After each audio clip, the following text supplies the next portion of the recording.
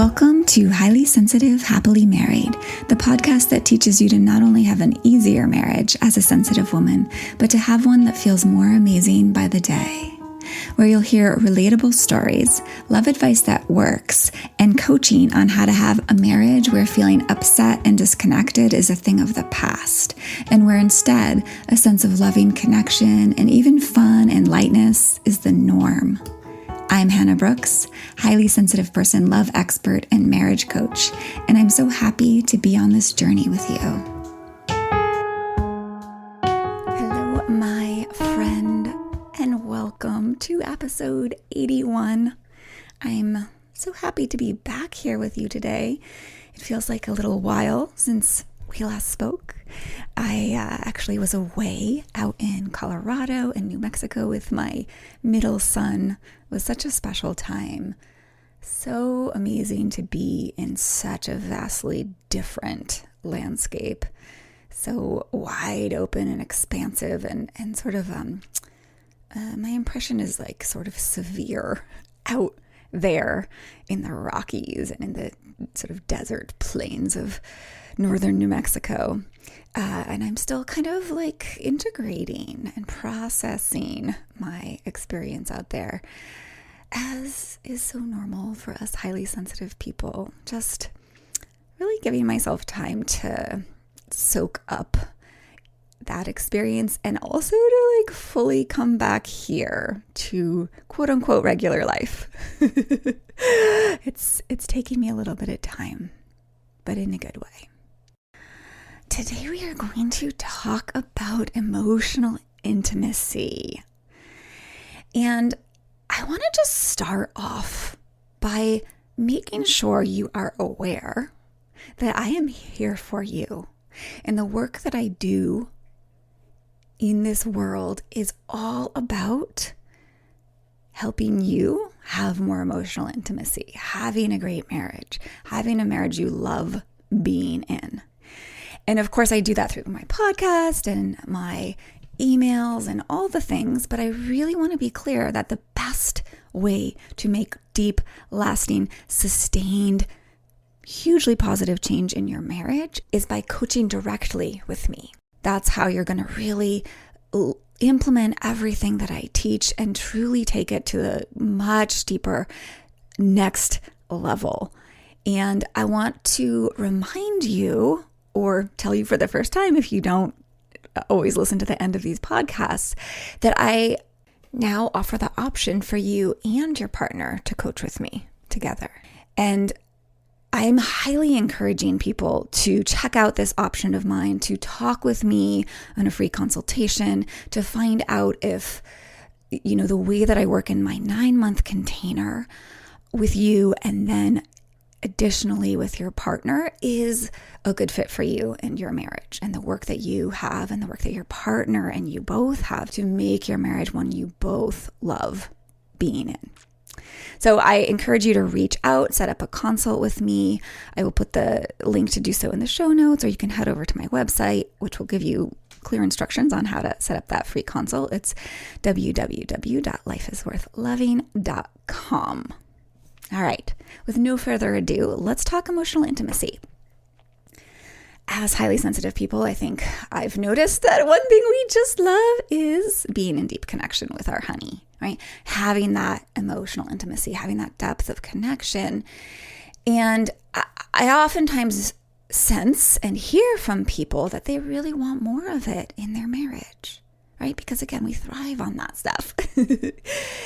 And I think all of us know the feeling of experiencing emotional intimacy. But today I really want to talk about what it actually is and what creates it between two people. Because once we know what it is, we can get to work to really bringing it alive in our relationship. Now, I want to start by just defining it, defining what it isn't, right? So emotional intimacy is not the same as sexual intimacy, but it can oftentimes lead to better sexual intimacy. So I just want to put that up front, because sometimes the word intimacy can be interpreted as meaning sexual intimacy. Today, I'm really talking about emotional intimacy. But of course, the two are linked, especially as highly sensitive women. Yeah. So I want to also make sure I make this so clear because it's such good news, which is that intimacy isn't always about your partner, about him being so open with you and sharing all his deepest longings and feelings. Right? I think oftentimes that's the perception or misperception that many of us has, that he needs to be so open and share all his feelings and all that for us to experience emotional intimacy. Now, of course, it's nice when others or he is able to and willing to be so open and articulately share what's going on for him and talk about his deepest longings and feelings and all of this, right? But it's truly having emotional intimacy with your honey is so much more about you and your quality of presence and really how you show up with him, which is beautiful, right? Because that means you have a lot more power to bring emotional intimacy into the relationship, for you to experience emotional intimacy, right? You have more power than you may have ever before realized. And of course, when you are bringing it to the relationship, the relationship itself will shift as you show up with more capacity for emotional intimacy, while bringing that emotional intimacy, you're changing the very culture between you and your partner. And I think about it like this, like he as a living organism, right? A human being is a living organism. So he cannot help but shift in response to how you shift, right? That is the way living organisms relate. They have to shift when different stimuli comes into the picture, right? So your partner is likely to feel safer, as I've said so many times in this podcast. Like he's likely over time to start to feel safer and open up more, since you're bringing the space, you're making the space for that to happen as you show up with kind of holding space for emotional intimacy. So that's the beautiful news. It starts with you. So really understanding what emotional intimacy actually is gives you the power to create it and bring more of its scrumptiousness into your marriage. So that's what we're going to look at today. But I want to first say a few words about what erodes intimacy. And there's a few things that I want you to understand can really erode intimacy. And the first one is, I'm going to put it like the classic thing people say, which is communication, right? Certain communication approaches can erode intimacy. And I specifically mean by that when we're communicating from these, what I've called many times in this podcast, backfiring tactics. I have a few episodes all about this. I think they begin in number 27, 28, 30. And there's one that's more recent called Should Pain, and all the control episodes. So I won't go into those right now. You can go check out those other episodes. But if you and your partner aren't communicating from a place of openness, understanding, acceptance of humanness, each other's humanness, or you just aren't communicating at all, you're likely to feel quite emotionally distant. Although I do want to note, even here, it's not the amount of communicating that leads to intimacy, right? It's the state of being, the mindset you're in, the feeling state you're in, and that comes from you. So again, I want to be clear, even if your partner's not talking a whole lot or being super open about everything, that doesn't mean you cannot feel connected and close to him. All right. Another thing that erodes intimacy is judgment. Now, again, I'll point you back to the should pain episode. This is all about judgment, but judgment is the opposite of intimacy. It's like judgment is making him wrong and judging anything about him in any way that creates separateness. It cuts you off from openness to who he is, and therefore from really knowing him. And knowing him and being open to who he is the crux of intimacy. Another thing that erodes intimacy is holding on to anger, feeling lots of resentment, or a sense of being unappreciated, right? Like holding on to that, like kind of what I might call indulging in that. And that can often show itself in the form of like ongoing conflicts, right? So if you're having a lot of conflicts, you might check in. Am I holding on to anger? Am I holding on to resentment? Am I holding on to a sense of not being appreciated, right? These things are intimacy killers. And I promise you won't feel vulnerable or open when you're feeling these sorts of feelings a lot of the time. Now, another thing that erodes intimacy is letting, quote unquote, life get in the way, right? Like childcare, work deadlines, and your other, quote unquote, obligations, right? Or believing you just don't have the time to connect. This is a big one that completely kills intimacy because you simply aren't making space and time and attention for each other.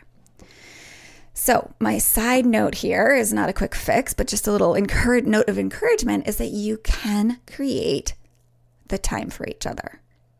I'll just leave it at that. And I'll make another episode on this. But that is totally a possibility.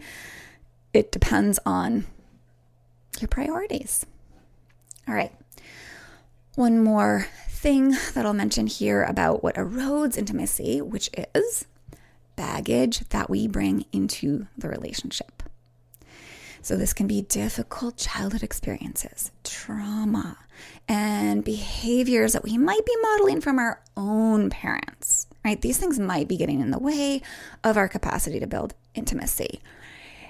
And I want to be really clear about this because of all this that we've kind of been conditioned by in our past. It doesn't mean it has to be what continues on into the future. By becoming aware of it, we then can change it.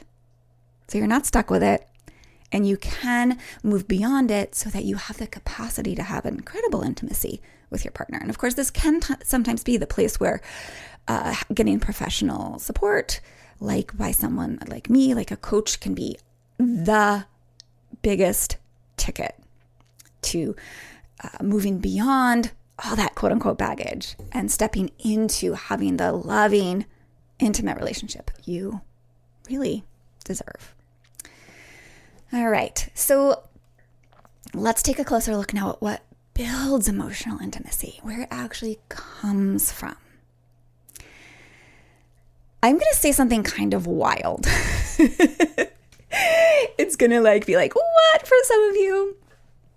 But hear me out. And I'm going to kind of explain this throughout the rest of this podcast. Intimacy comes from comfort with discomfort.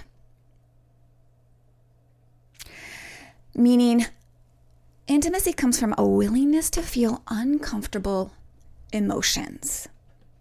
Without your capacity to be willing to feel discomfort, you're going to have a hard time building emotional intimacy, which for many of us is experienced as incredible comfort and pleasure eventually. Right? I oftentimes say we need to be willing to trade some temporary discomfort in order to gain long-term comfort. And this is true when it comes to building emotional intimacy. And what I mean by emotional discomfort or uncomfortable emotions are feelings such as feeling exposed, feeling vulnerable, feeling seen. Now, sometimes feeling seen feels amazing, but sometimes it feels very exposing, right? And then also another emotion that can be uncomfortable is patience. Feeling patient. Patience doesn't always feel good. I know from experience. Building that patience muscle has been quite an experience for me as a mom, as a wife. And actually, it's impatience that feels uncomfortable, not patience, right? But that's actually usually what we're feeling as we're building our patience muscles. Patience itself feels good, but learning how to have patience can really take a willingness to feel impatient. I want to explain, again, that bringing more intimacy into your relationship is kind of twofold. There's how you show up and receive him or your significant other, your partner, and how you offer of yourself.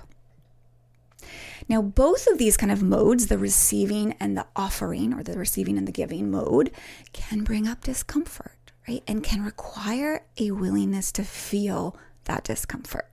So I want to talk about the two modes a little bit more in depth and what they look like. So receptive mode, I sometimes call this listening mode, looks like, in emotional intimacy, it looks like this.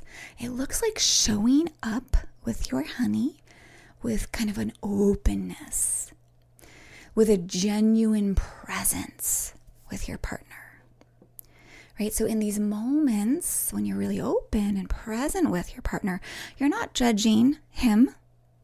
You're not comparing them to who you think they should be or what our society thinks they should be. That's a big one. And even how society has informed you a partner should be, right? Like our societal rules and ideas about how people should be and how a partner should be gets into our heads.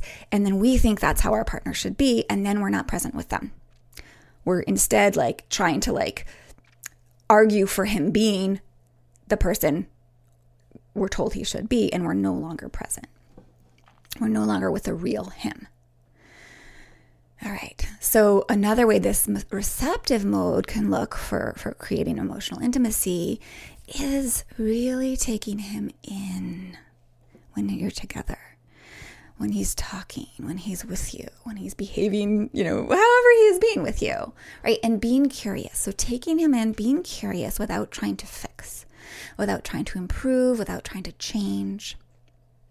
It's really listening with warmth and fascination and interest to what's really going on inside of him. And sometimes it's looking below the surface, right?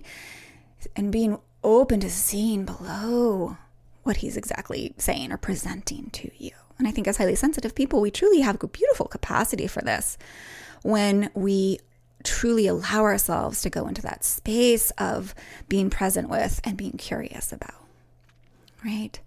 So really, this is about making space for all of your partner, all of who he is, and welcoming every piece of him, and not using any bit of who he is against him, right? It's being open to and accepting his humanness without rejecting it. Right? And this doesn't mean you have to agree or like everything about him. I'm not saying, like, you got to be like, I love it when you're like this. It's like, it's being open to it, right? Even if you don't agree or condone what he's saying or doing. And this is really important, that intimacy isn't agreement. Nope. Right? Intimacy, again, is about openness and presence and seeing and knowing this person in front of you. It's being curious about the aspects of your partner that are attractive and socially acceptable, yes. But it's also being hungry to know other things, right? Like everything about them, the things that make them imperfect. Right? It's being hungry to lean in, to get to know, to dig deeper. And it's not about good or bad, right? Like intimacy is not dichotomous. And again, this comes back to like intimacy isn't judging. Intimacy isn't about wrong or right. It's not about black or white, that kind of thinking. Instead, it's about knowing them and seeing their humanness and their wholeness and their vulnerability and their contradictions and their edges and quirks and like quote unquote weaknesses. Yeah. and not like, again, not judging it. So in intimacy, we don't hold our partner's less than perfect parts of themselves. Like we don't hold that against them. That would block intimacy. Intimacy, again, is being open to all of who they are, right? Holding all of who they are and what they're presenting to us, to the world, with love. And again, let's be careful. I'm not saying love means approval. Like, I love my son when he's having a temper tantrum. Does that mean I approve of it or like it or enjoy it? Not necessarily. Right? And if that confuses you a little, I highly recommend you going back and listening to the recent episode, I think it was 79, of making a habit of love without conditions. This will answer a lot of questions that you might have about what I just said. And it's such a good one. I really think about intimacy, or the receptive mode of intimacy, as bringing warmth of heart to your own way of being. Like bringing warmth of heart to your ears so you can really hear your honey. Bringing warmth of heart to your eyes so you can really take him in. To your hands, right? Warmth of heart to your hands so they can really touch him. To your gestures and your voice so you can communicate your receptiveness, your openness to him. Yeah? And I want to offer this quote that I just came across as I was kind of mulling over this episode, which is by Henry Miller. I just thought it was beautiful and appropriate. He says, "The moment one gives close attention to anything, even a blade of grass, it becomes a mysterious, awesome, indescribably magnificent world unto itself." And I think of being in this receptive mode of creating and bringing emotional intimacy as that, right? And so what I want to share with you now is that it's not for him that you do this necessarily. I mean, it's lovely, and it tends to create safety and trust and connection when you bring that. But you're doing this for you. You're bringing this kind of receptive, open mode to him because it creates this sense of, oh, whoa, towards your partner. Right? This is that place where you can feel he's in an indescribably magnificent world and you're getting to know him. And isn't this amazing? Yeah? This is part of the key to keeping love fresh. Seeing with these fresh eyes. Seeing him, holding him, being with him with his incredible open presence. All right. Receptive mode of intimacy also means, so in order to do all of this, it also means noticing your own mind, doing what it does, and thinking what it thinks without getting entangled in the story it's weaving or sideswept by the emotion it creates. All these emotions it creates. So this, if you've been listening to my podcast for a while, you'll kind of get what I'm saying here. Our mind, our brain, our lizard brain in particular, episode 6, loves telling us stories and creating judgments and really putting up all these barriers to our capacity to love and be present with another person. Right? And we tend to get caught up and we buy into those stories that weave through our head, that spin through our mind, right? And then we're sideswept by the emotion, the judgment, the resentment, the anger, the impatience, the frustration, right? All of these things.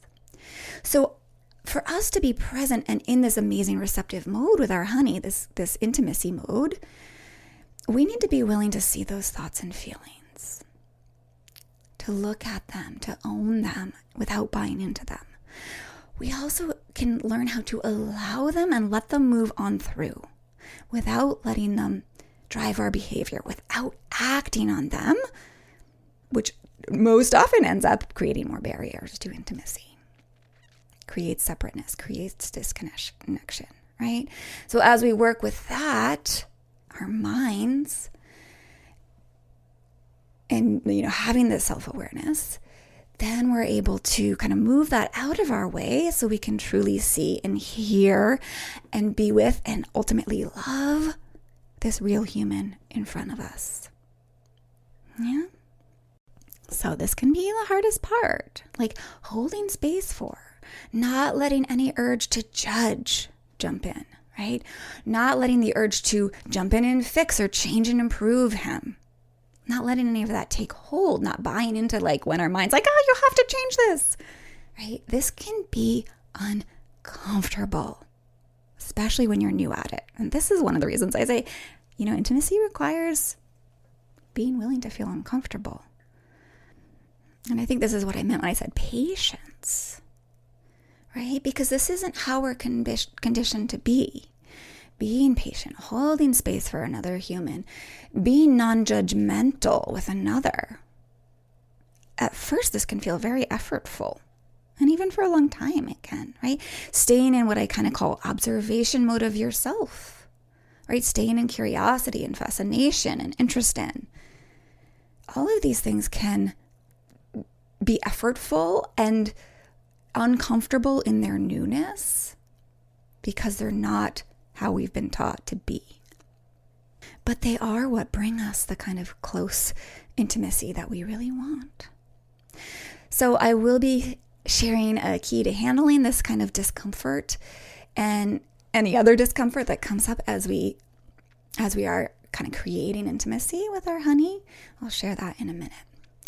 But for now, I just want to offer it can help to remember that anything that your partner is sharing with you, any way he's letting himself be seen by you, is him sharing with you. Is him taking time to share with you. Meaning, it's him trusting you with his truth. And that says a lot about how he values you. So let's now look at what the other mode of intimacy is, what I call the offering or giving of yourself or sharing mode looks like. So sharing mode looks like being willing to show yourself fully to this other person, even if it's uncomfortable. Yeah? It's like, hey, this is me. These are my thoughts. These are my feelings. This is my perspective. It's sharing that even if you worry he might not like what you show him or he might not agree with what you say. That's okay. By hiding yourself, you don't create intimacy. You create its opposite. Yeah? So this all means allowing yourself, it may mean you need to allow yourself to experience any sense of vulnerability that may come up in you as you share of yourself. Right? It's normal to feel vulnerable when we're showing who we are, when we're saying things that we know might not land the way, land in to approving ears. Yeah? Or that another person might not like or disagree with what we're saying or how we're being. So this means, sharing your feelings and desires transparently. This is sharing mode, right? But without expecting him to handle any of your feelings that come up, right? We're not expecting, like when we share openly, we don't necessarily want to be expecting him to be like perfect at soothing us or like that he's going to be the one to take care of your feelings because that is your job. So this can be uncomfortable and can take a lot of self-ownership and a lot of capacity for self-love and having your own back. All right, this sharing mode also means sort of sharing with him your own deepest thoughts and emotions about your life, kind of in general, your fears, your hopes, your dreams, things that are going on, and sure, things between you too. Right? All of that is part of it. And it's important because that's opening the doorway to him really knowing and seeing you. Yeah? And again, sharing all of this, even if he doesn't respond how you most hope. Intimacy is not expecting him to agree with what you say. And again, this is part of that potential for discomfort. And I think this is why so many of us have a hard time really being who we really are. Because we're not always met by perfect, approval and the kind of reaction that we'd ultimately love to have, right? But nonetheless, part of intimacy is trusting him with all of this, right? And that can mean, even if he's not always responding perfectly how you'd like him to, it can mean trusting that he's caring for you and seeing you anyway, right? Again, even if he doesn't know just the right things to say, the way a girlfriend might, right? Like, I find that oftentimes our girlfriends are amazing at responding just the way we want, right? Our partner might not be. And you can still trust that he's caring for you and loving you and seeing you. And this can be uncomfortable, right?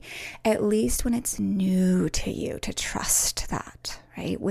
And without having tons of obvious proof. But it does get easier, I promise. I'm really good at this. I just trust my husband loves me, even if I'm sharing something vulnerably and he isn't responding the way I quote unquote think he should. Yeah, sometimes it bothers me a little, for sure. But for the most part, it's just a little blip in that big ocean of trust for him and us. So I kind of want to do this slight side note here, which is to offer you some insight on male-female differences again, or really just, I think it can really break down male-female, but it's also just human differences. There's a spectrum of differences and ways around this with humans. So one of the things I often hear from my clients, and I certainly know well from my own experience, is that when we as women share something vulnerable about a hard feeling we're having, our partner can quickly fall into making suggestion modes and trying to fix it, right? Telling us how we don't how to stop feeling this way, how to fix it. But for us women, most often what we're just wanting is their loving listening, their empathy. Who can relate? Raise your hand. Yes, it's very common. But what I want to offer you is that this is a classic male response, whether it's biological or conditioned. I don't really know. Probably both, as usual. But you can, of course, know that this is his way of caring for you. This is his way of loving you. When he goes into Mr. Fix-It mode and seems to sometimes it can come off as invalidating your feelings. It's really so often just him trying to help you feel better, right? So my suggestion is that you take it as such. And then, of course, the beautiful thing to do is also at some point ask him if he'd be willing to just listen with an open heart and maybe hold you and not try to fix anything, at least for a while. And that would feel so good to you. That's a beautiful way to communicate to him, what would really support you. But even having that little discussion, even sharing that kind of thing with him might feel uncomfortable, right? But this is how we build emotional intimacy. And it can take a willingness to be uncomfortable. The prize of that emotional intimacy is so amazing, right? As I've been willing to share of myself with my husband, and as I've taught him by communicating and making loving requests, I just shared that example of him about when I am sharing of hard feelings, this is how it would help me so much for you to be. Would you be willing to? Right? Hold me instead of try to talk me out of it. Right? And that has allowed for us to have this yummy, wonderful sense of emotional intimacy with each other. All right, so I know I've gone in a few directions here today, And I hope it's all like landing and integrating in you without being confusing for you. But I do want to offer you the most important takeaway.